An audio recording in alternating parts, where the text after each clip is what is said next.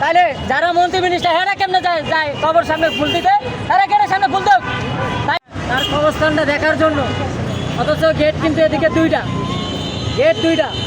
এক গেট দিয়ে ঢুকাইতো, আরেক গেট দিয়ে বার করে দিত।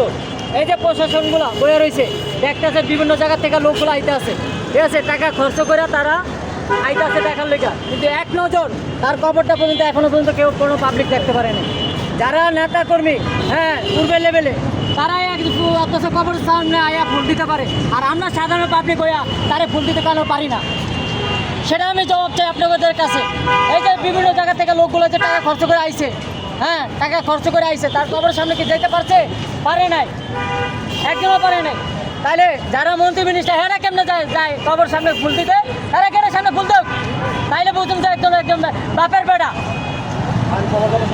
আইন সবার জন্য সমান, তার প্রতি যে ভালোবাসাটা, হ্যাঁ, একটা সাধারণ পাবলিক, প্রতিটা মানুষ তার প্রতি ভালোবাসা আছে।